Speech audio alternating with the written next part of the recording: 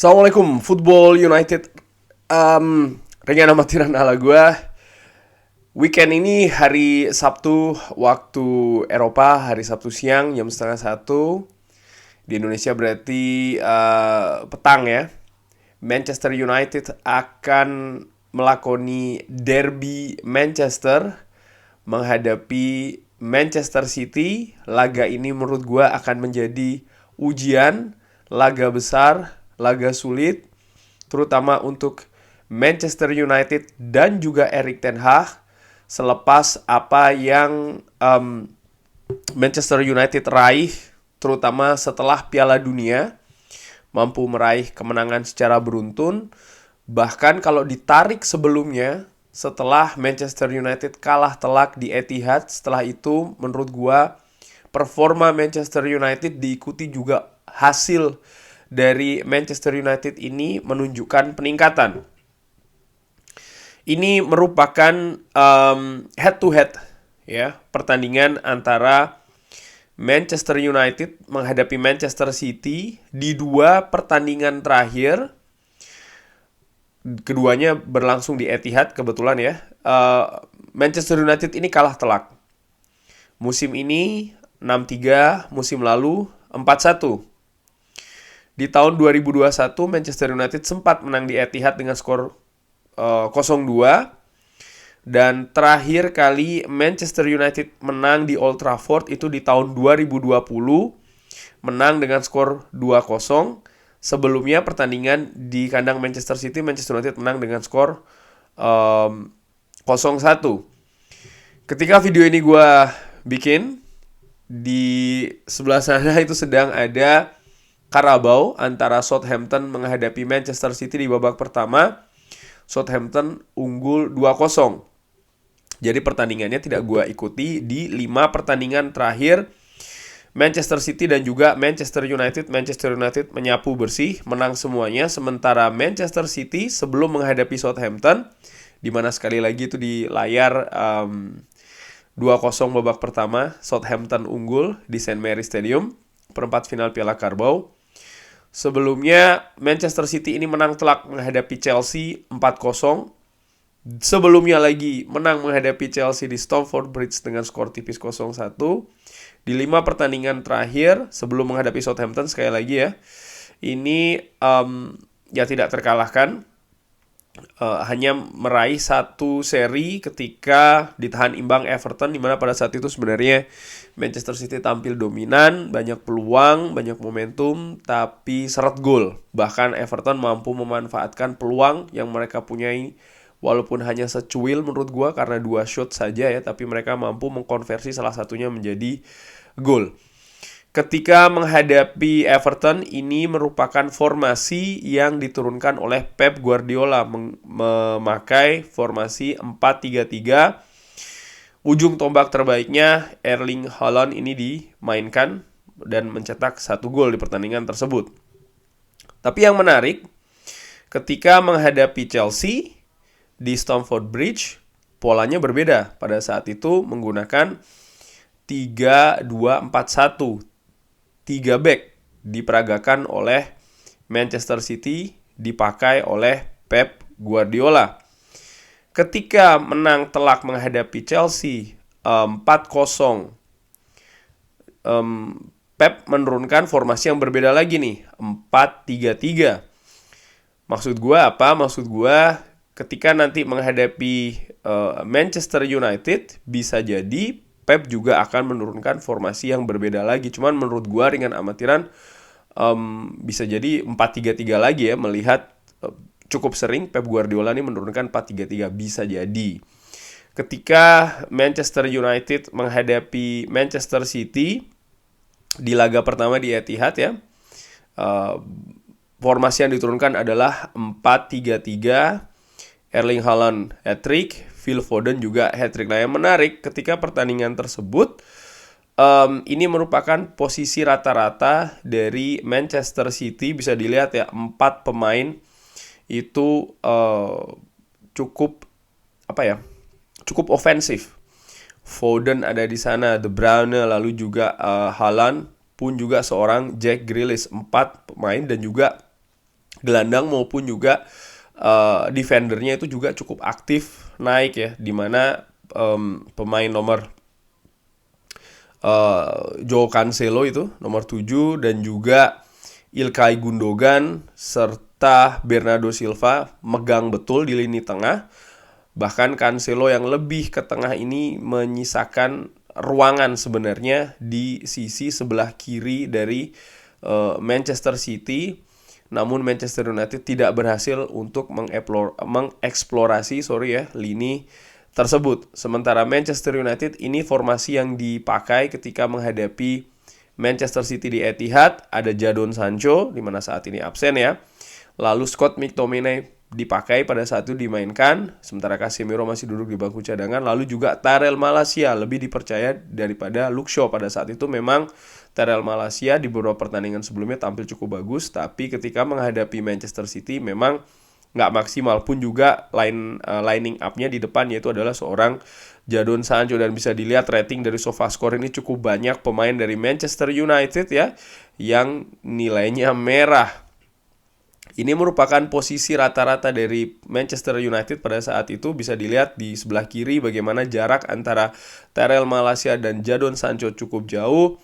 Lalu juga pemain Manchester United ini cukup banyak menumpuk di sisi kanan. Kenapa? Karena sisi kanan ini cukup sering digempur oleh pemain Manchester City. Gua ingat betul, bahkan gol pertama juga awalnya dari sana. Cukup sering ini sisi kanan dari Manchester United dieksplorasi betul, dibombardir oleh pemain-pemain Manchester City. Ini merupakan posisi rata-rata, bisa dilihat Manchester City memang lebih banyak terkonsentrasi di dua sayap ketika melakukan serangan, utamanya di sisi sebelah kiri. Sementara Manchester United juga sebenarnya banyak memanfaatkan serangan dari sisi sayap, utamanya kiri juga, dan banyak juga terkonsentrasi bola itu di daerahnya sendiri ya, karena memang cukup banyak ditekan, utamanya di babak pertama. Ini merupakan statistik ya di di pertandingan pertama. Sekali lagi bagaimana expected goal XG-nya dari Manchester City bahkan 3,3.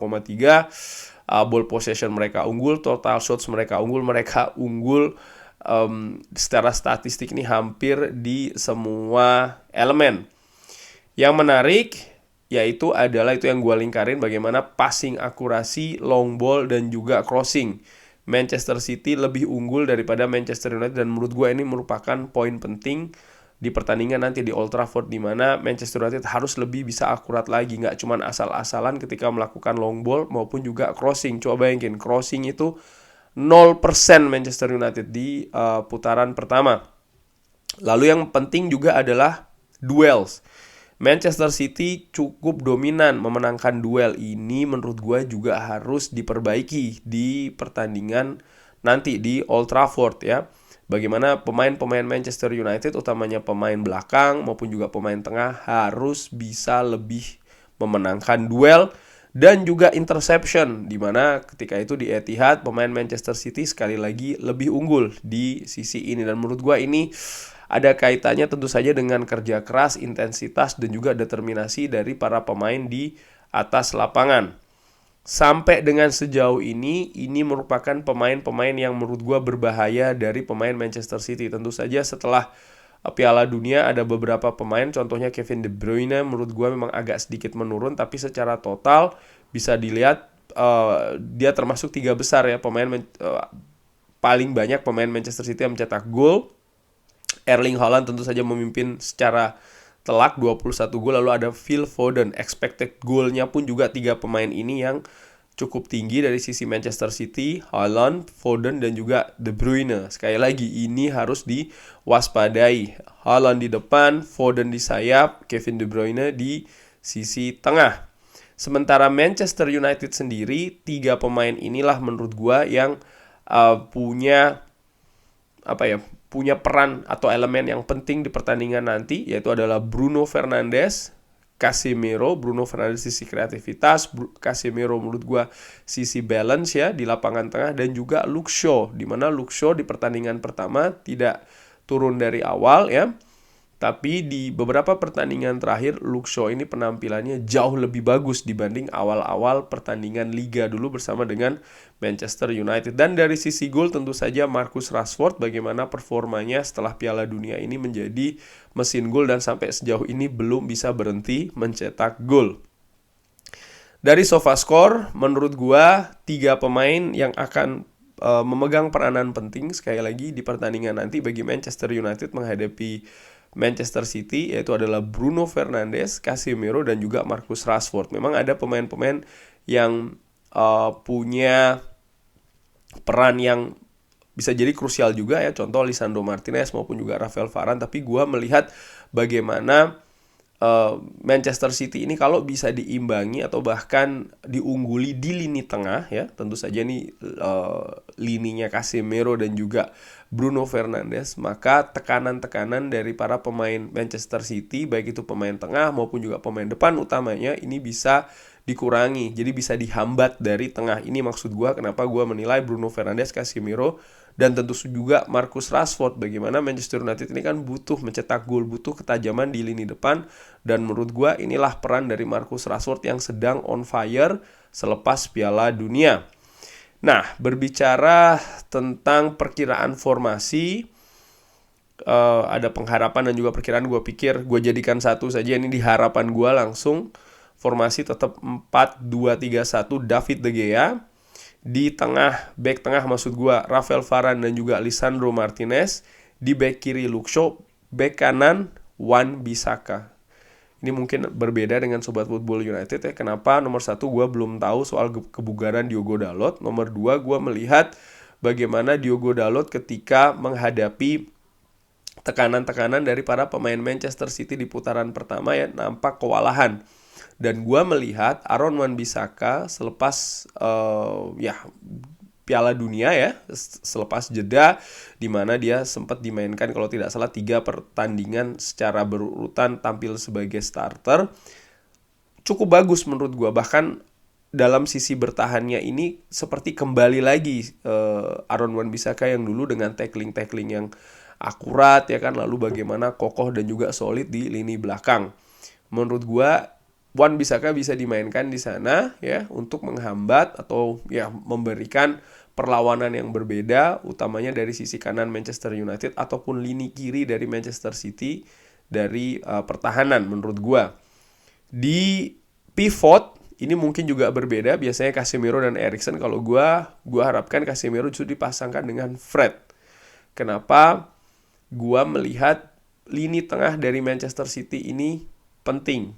Pusat kreasinya, pusat kreasi serangan maksud gua ini ada dari lini tengah. Dan kalau ini bisa diputus, menurut gua ketajaman atau peluang untuk mencetak gol dari para pemain Manchester City ini sudah berkurang sekian persen. Ada Kevin De Bruyne, ada Ilkay Gundogan, ada Bernardo Silva yang menurut gua ini tipe pemain yang kreatif ya, visioner juga, dan ini harus punya pemain yang mengganggu lini tengah. Casemiro cukup kokoh, Casemiro bisa diandalkan juga dalam build up serangan ya. Sementara Fred untuk mengganggu, karena Fred ini pergerakannya sangat cair ya. Dia sangat aktif melakukan pressing, determinasinya tinggi, kerja keras juga di atas lapangan. Jadi menurut gua Fred ini bisa dimanfaatkan untuk memotong atau mengganggu atau memblok ya, menghentikan serangan dari Manchester City dari lini tengah. Sementara di gelandang serang, sebelah kanan Anthony, lalu di belakangnya ada Bruno Fernandes, sebelah kiri Marcus Rashford dan Anthony Martial di ujung tombak. Kenapa Marcus Rashford kok tidak striker? Lalu Alejandro Garnacho di sebelah kiri. Gua melihat bagaimana Marcus Rashford ini lebih tajam ya ketika dimainkan dari sayap kiri dibandingkan ketika dipasangkan sebagai striker di depan. Tapi tentu saja kombinasi dengan memainkan Alejandro Garnacho itu bisa saja terjadi. Gue juga berpikir Alejandro Garnacho bisa disiapkan Erik ten Hag sebagai pemain yang akan memecah kebuntuan, kurang lebih demikian, yang bisa diandalkan dari bangku cadangan. Di pertandingan pertama ini ada statistik yang menurut gue cukup menarik, di mana antara Christian Eriksen dan juga Fred ya, di mana Fred yang tampil dari menit ke 60-an ternyata key passes-nya ini sama dengan Christian Eriksen yang main dari awal. Jadi menurut gue dan passing akurasinya juga 100% ya Fred ini. Jadi menurut gue Fred bisa sih diandalkan untuk dicoba ya. Dan gue juga melihat bagaimana tren Christian Eriksen ini agak sedikit menurun di beberapa pertandingan terakhir, sehingga kenapa tidak dicoba Fred dimainkan duluan. Pertemuan antara Manchester United dan Manchester City di Old Trafford di beberapa pertandingan terakhir ini tidak memihak ke Manchester United ya, di mana Manchester United terakhir kali menang tahun 2020. Lalu 2017 juga sempat menang dengan skor yang sama 2-0. Lalu 2016 pun juga menang tipis 1-0. Jadi menurut gua pertandingan nanti ini akan berat sih menurut gua ya, cukup berat melihat Manchester United sedang dalam performa yang bagus, tapi Manchester City juga bagaimana progres dan juga kemajuan dari pasukan Pep Guardiola ini juga sangat luar biasa, terutama selama beberapa musim terakhir di Liga Inggris. Lalu juga bagaimana Manchester City ini ingin mengejar ketertinggalannya dari Arsenal di klasemen. Ini menurut gue juga bisa menjadi motivasi yang harus diwaspadai. Pun juga gengsi derby Manchester, tentu saja mereka ingin maksud gue Manchester City ya, memperpanjang hegemoni di mana ya Manchester United ini kan sedang dalam berproses, masih ada tahap yang sebenarnya cukup panjang ya untuk bisa menyamai atau bahkan mengungguli Manchester City. Nah, Manchester City tentu saja ingin menjaga nih hal tersebut, melihat penampilan Manchester United selama beberapa musim terakhir yang kalau menurut gue ringan amatiran harus diakui memang masih di bawah Manchester City. Tapi yang harus diwaspadai oleh Manchester City menurut gue adalah ya bagaimana Manchester United saat ini, Manchester United yang berbeda. Prosesnya nampaknya ini lebih cepat ya, bagaimana Erik ten Hag bisa memperoleh 20 kemenangan lebih awal daripada manajer-manajer lain di Manchester United. Bagaimana mental psikis tim secara kolektif ini juga sedang sangat positif, dan mereka pun juga nanti akan tampil di kandang sendiri. Motivasi ini menurut gue juga sangat besar ya, dan ya itu tadi untuk membalas kekalahan dari Manchester City di putaran pertama kemarin. Jadi secara kesimpulan menurut gue ringan amatiran ya bagaimana Manchester United ini bisa mengimbangi atau bahkan mengungguli Manchester City kalau Manchester United ini bisa bermain compact ya, artinya bermain secara bagus, secara rapi, transisinya juga bisa rapi dan cepat. Lalu juga Fred ketika nanti seandainya dipasang ini bisa bermain dengan intensitas yang tinggi, Casemiro bisa menjadi build up serangan di tengah, dan juga kreativitas dari Bruno Fernandes ini harus keluar, umpan-umpannya harus visioner, harus juga rapi dan akurat, sekali lagi bisa mengimbangi atau bahkan menguasai lini tengah. Jangan sampai ada gol awal dari Manchester City, tapi justru sebaliknya Manchester United harus mampu mencetak gol awal duluan. Lalu ketika menguasai bola harus bisa bermain dengan possession yang rapi, jangan mudah membuat kesalahan dalam memegang bola ya, salah umpan, salah posisi dan lain-lain sehingga bola itu hilang lepas ke Manchester City. Jangan sampai itu terjadi, karena Manchester City juga punya kemampuan untuk melakukan transisi yang cepat dan rapi. Harus bisa memanfaatkan ketajaman Marcus Rashford. Lalu secara kolektif menurut gua intensitas dan kerja keras dari tim secara kolektif ini harus besar di atas lapangan. Memenangkan duel, memenangkan interception dan juga tackling, ini hal yang harus dilakukan oleh para pemain Manchester United di atas lapangan. Dan menurut gua Manchester United punya modal. Apa itu? Bermain di Old Trafford di depan puluhan ribu pendukungnya sendiri. Menurut gue mudah-mudahan ini bisa membakar ya. Jadi pergerakan pemain Manchester United ini akan sangat aktif nanti di lapangan. Terakhir, harus klinikal. Mungkin peluang tidak akan banyak didapatkan oleh para pemain Manchester United, utamanya pemain depan, tapi harus klinikal, harus bisa dimanfaatkan, harus tajam. Itu menurut gue